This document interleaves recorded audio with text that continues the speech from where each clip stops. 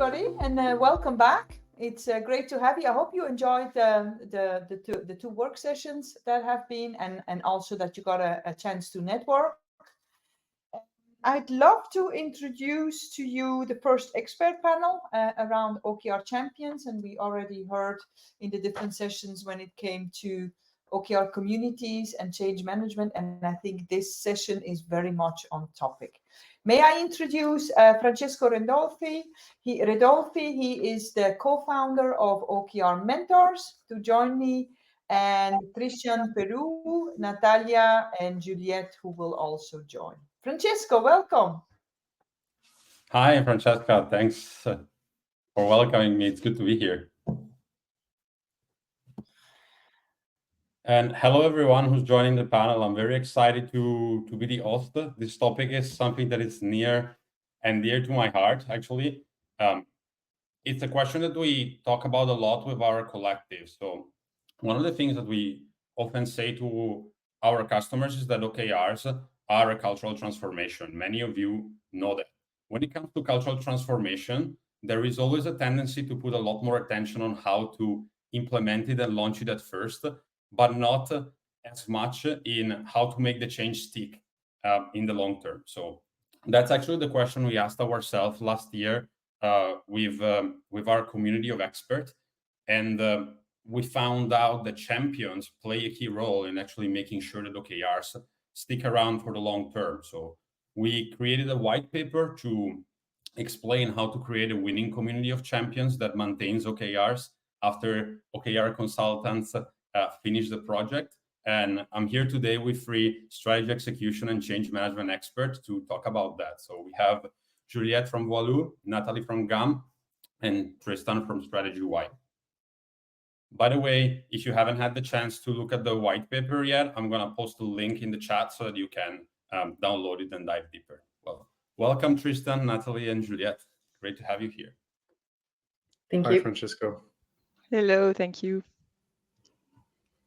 So I wanted to kick this off with perhaps one of the most interesting questions, at least for me. I'm being a little selfish to kick this off. So in a white paper, one of the things that we talk about a lot is how having a community of champions is key for a successful OKR adoption. Can you maybe share a real example of how a champion community has helped an organization you supported to successfully adopt OKR and make sure that they stick in the long run? Tristan, who wants to go first? Yeah, okay, I can go first. I think, as a start, as Francesco was saying, is that if you think about OKRs as a way to transform a business, makes a lot of sense that it doesn't rely on one person, but actually many more people. And a good example that I have in mind, a company that I worked with for a while, which is Smiley, a rental SaaS business that is relying on the business is relying on a strong community of champions, because then they become your ambassadors about the change and the methodology. And instead of you going around trying to educate everybody and trying to coach everybody, actually you're helping a smaller community, and then they are the ones that will embed in their teams the method, and as well like work on defining. And for them, it worked really well. They have a really good community of champions that we built over time. Okay. Thank you, Tristan. For me, it was most of the time like Tristan. The OKR champions are here, like local anchors of the OKR practice. They are here to make sure that the OKR process is sustainable. My last example is quite different. It is with Brittany Ferries. We tried something entirely new. They were working with OKRs for 1 year. And then we had a very engaged leader for the program. And she decided to pick one person into all the directions to make sure that she built a team around the OKR program, because she didn't have enough hands.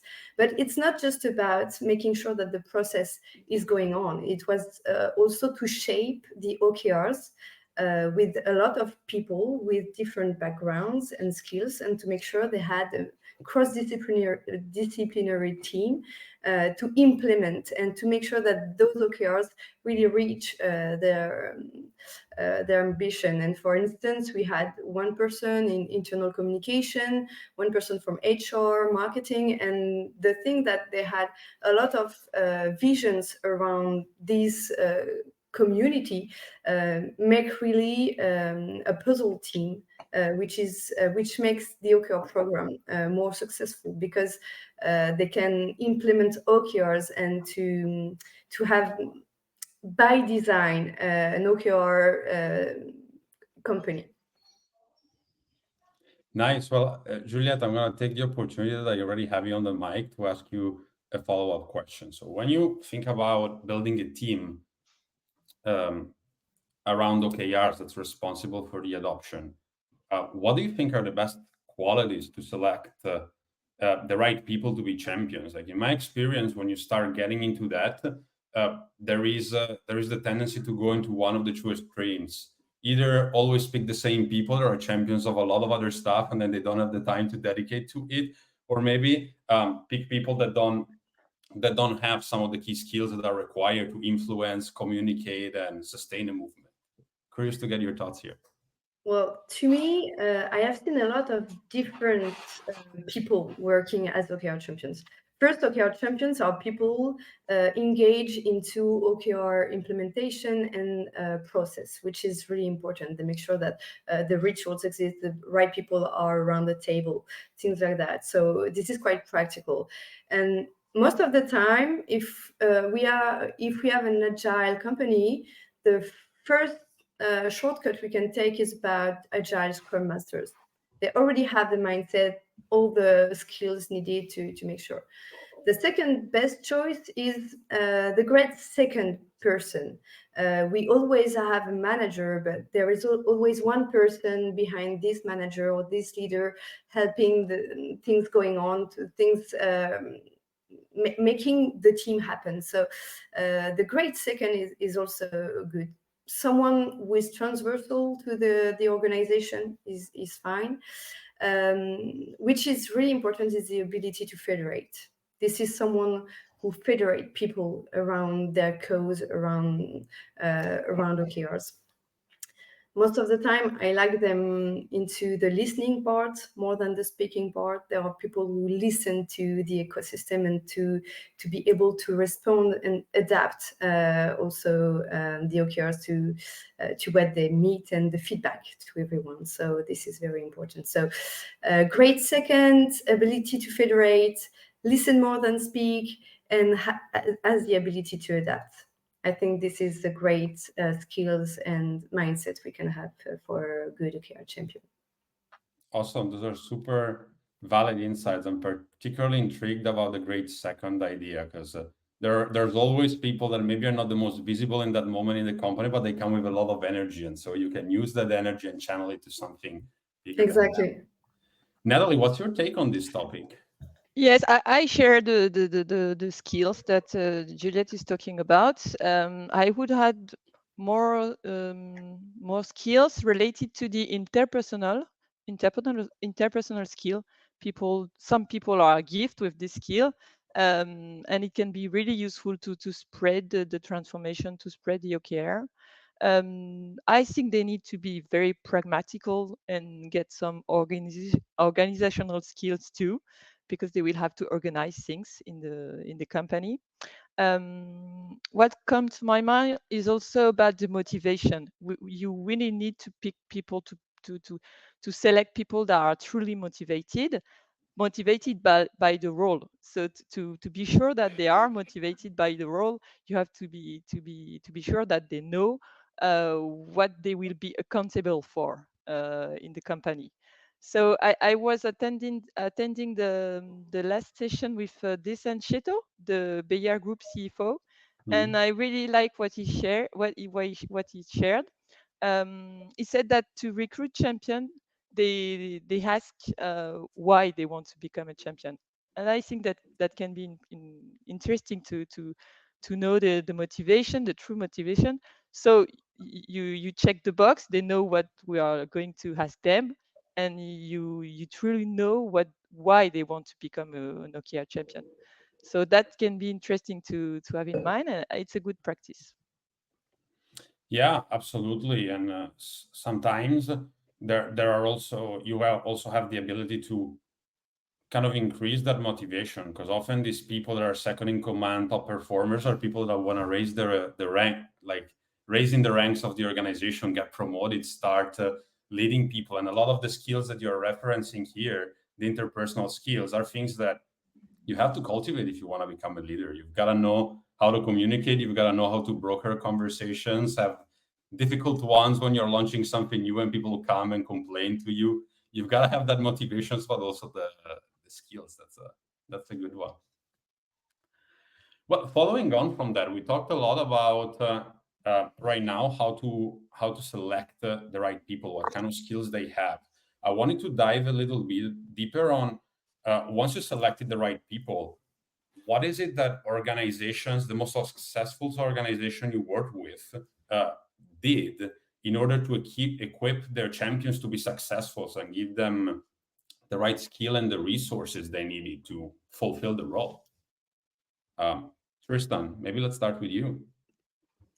I think that as a start, you need to give them the power to do it, in the sense that first you define exactly what they're going to do in the process, but you need to make it obvious that they have, this power to define, like with their teams, especially if they are not the managers, as they were saying before. If it's a manager, maybe it's obvious, but if it's someone else, then you need to be obvious that, hey, this person is going to run this process within that area or within that cross team, which is also something is possible. So you need to give them this power as a start, and then they need the right training. So they can come with a bunch of soft skills and some experience, but you do need to teach them how to run the weeklies, how to run like a checkpoints, retrospectives. You need to teach them a bit how to do it. So training is for me quite key, so that they have the right knowledge. And then this is a continuous process for me. That when I worked with OKR champions, for me it's not just they have the right training. Is that then you can always go a bit deeper, and that's what I was doing. Is that I was going into specific topics with them, specific issues that they might have, like how to best match OKRs and the product roadmap, and how to deal with difficult discussions, as you were saying. So you can have an initial training and then coaching and ongoing training of these champions, so they become after time, as good as you as to really lead the pack.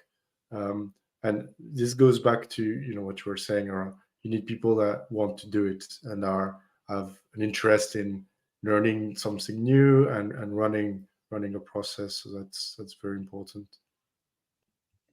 Nice. Well, Natalie, after all you said in terms of soft skills, I'm very curious to hear what you have to say on this one.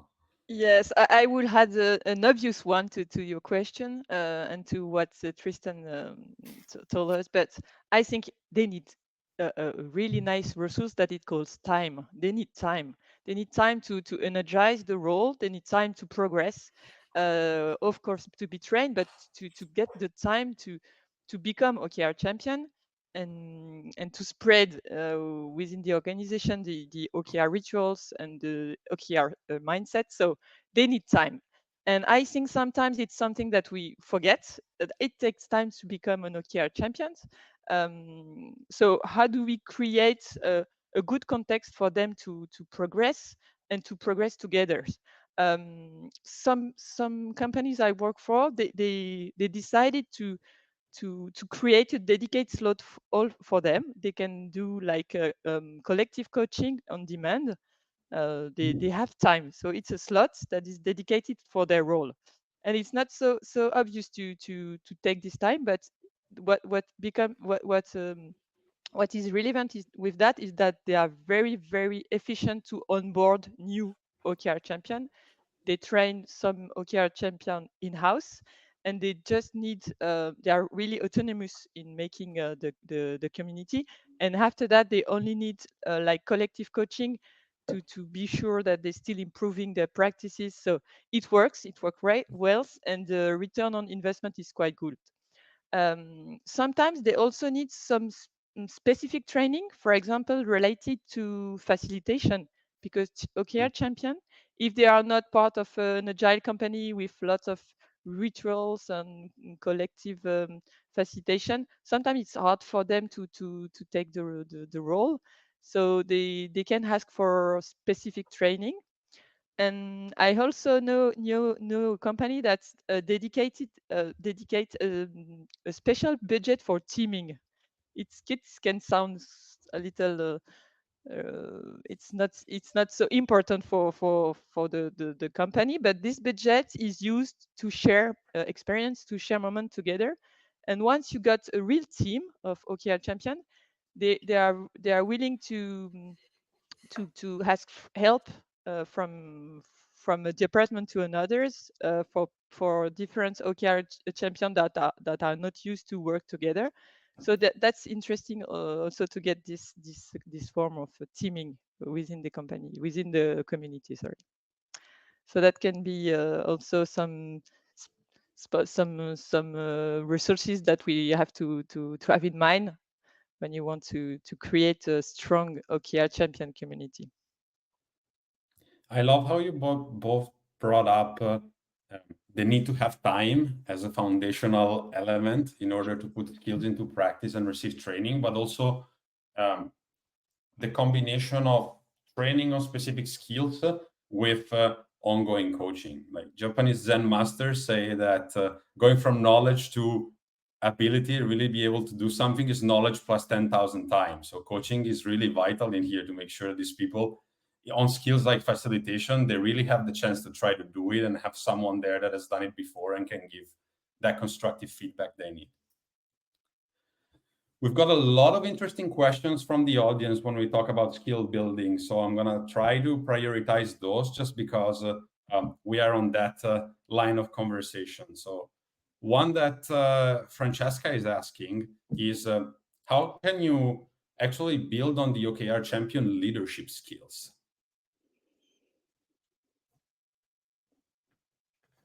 I don't know, Juliette, do you have some? Well, to me, leadership skills are not about OKR champion. To me, OKR champion is not a leader, is someone who is responsible for process and making sure that everyone is understanding what we are talking about.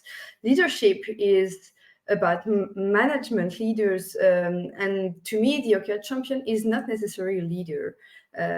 This is someone who naturally has contact, has the ability to talk with everyone, but to federate, not to be just leader and to inspire and to get into the strategy. They are just into making sure that people understand and get along the process because it makes sense. So to me, they're more about pedagogical role. They're here to explain and to make sure that everyone is onboarded, but it's not about leadership to me. Mm-hmm. But this is just an opinion.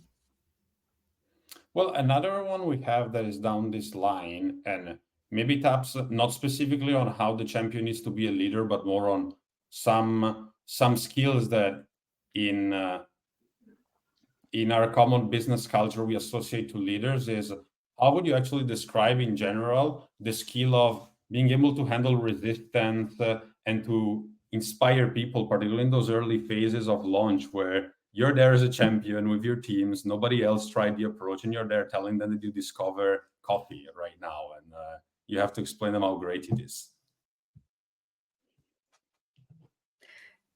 To me, there are two things really important. First is curiosity, because they need to be able to scratch over the surface to understand why there is some resistance.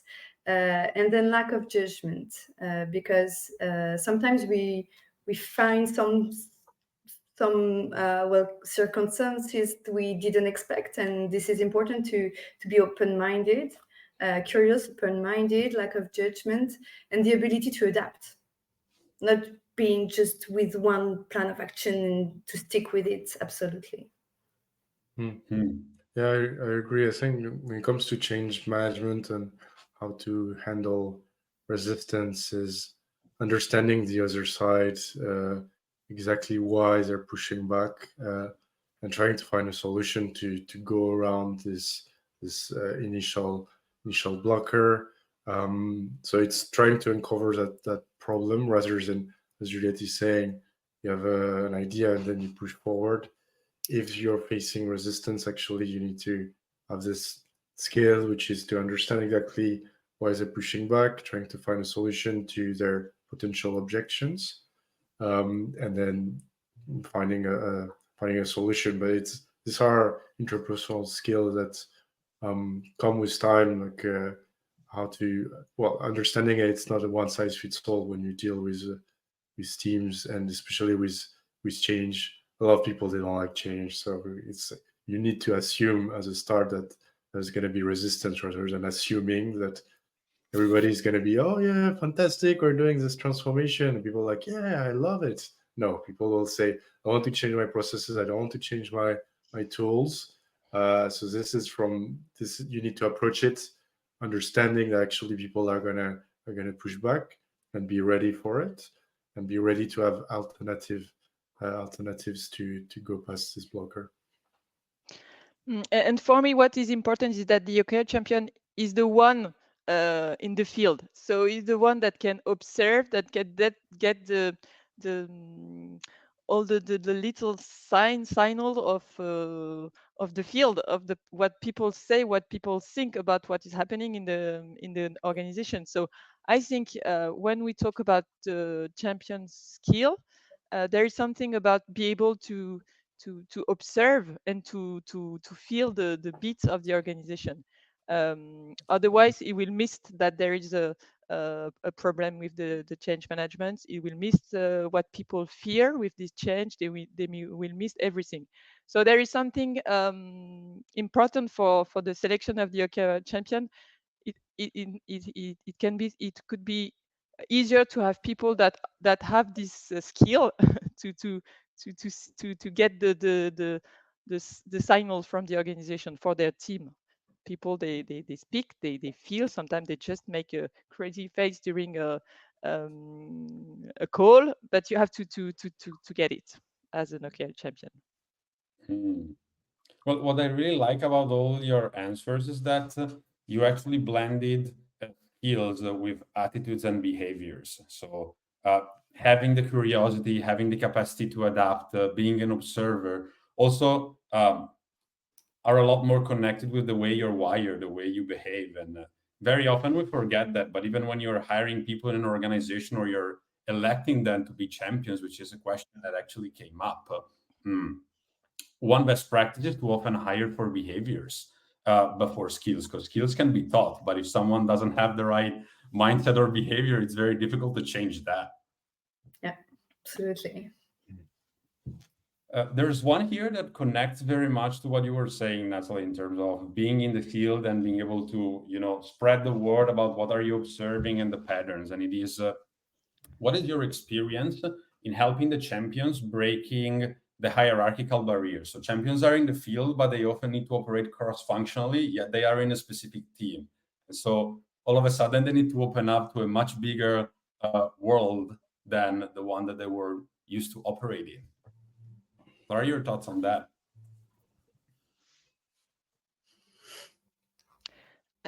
From my point of view, what Tristan said at the beginning about what is the power that the organization gives to them, sometimes the answer is different from a company to another.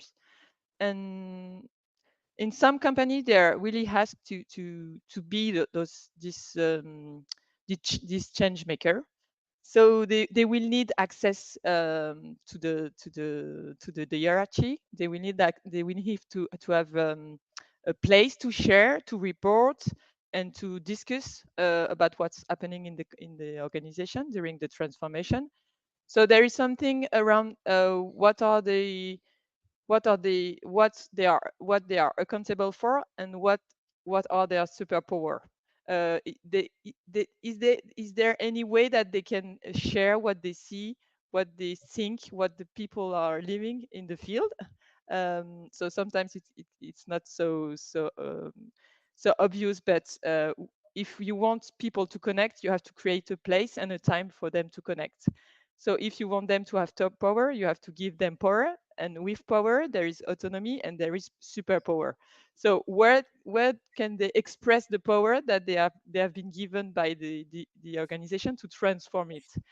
You can't only give them what they have to do. If you give them only the process side of the OKR champion, they will do it, okay, but it will not contribute to a true and a deep change from my side.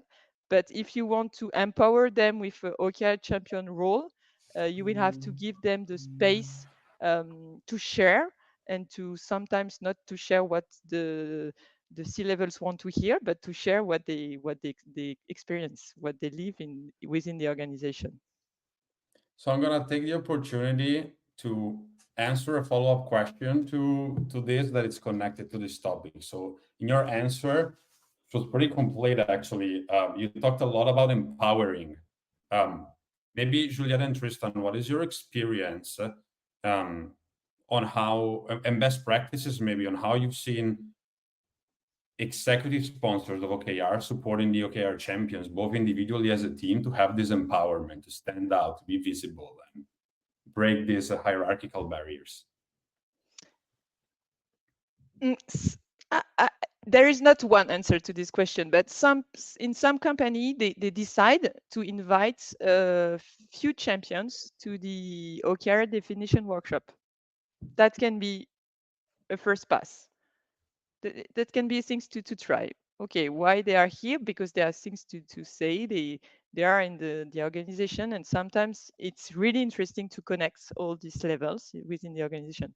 So when it comes to practice, there's a lot, and there is a lot to invent. But to get to be sure that they have power, the organization have to see that they are, that they have to observe that they have power, not to say, okay, you have the power to do things, but it have to be seen, observed by the others.